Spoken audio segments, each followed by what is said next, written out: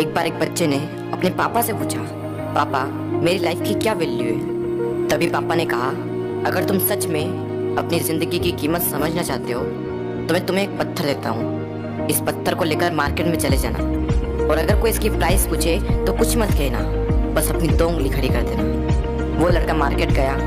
वो कुछ देर तो वहाँ ऐसे ही बैठा रहा, लेकिन कुछ देर बाद ही एक बूढ़ी औरत उसके पास आई और उस पत्थर का प्राइस पूछने लगी।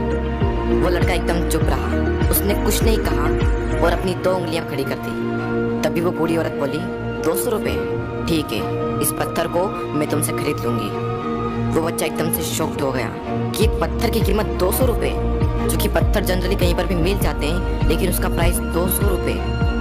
वो तुरंत अपने पापा के पास गया और बोला, पापा मुझे मार्केट में एक बूढ़ी औरत मिली थी और इस पत्थर के 200 रुपये देने के लिए तैयार थी।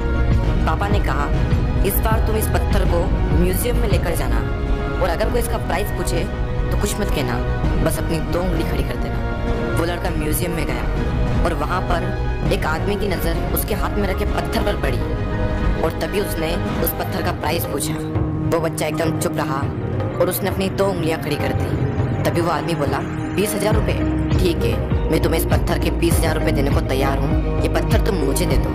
वो लड़का फिर से चौंक गया और जाकर अपने पापा से कहा, पापा म्यूजियम में मुझे एक आदमी मिला था और इस पत्थर के 20,000 रुपये देने को तैयार था। तभी उसके पापा ने कहा, अब मैं तुम्हें आखिरी जगह भेजने जा रहा हूँ और अब तुम्हें जाना है कीमती पत्थरों की दुकान पर, और अगर वहाँ पर भी कोई प्राइस पूछे तो कुछ मत कहना, बस अपनी 2 उंगलियां खड़ी कर देना। वो लड़का जल्दी से कीमती पत्थरों की दुकान पर गया और उसने देखा कि एक बूढ़ा आदमी था जो काउंटर के पीछे खड़ा था। जैसे ही उस बूढ़े इंसान की नज़र उस पत्थर पर पड़ी, वो एकदम शॉक्ड हो गया।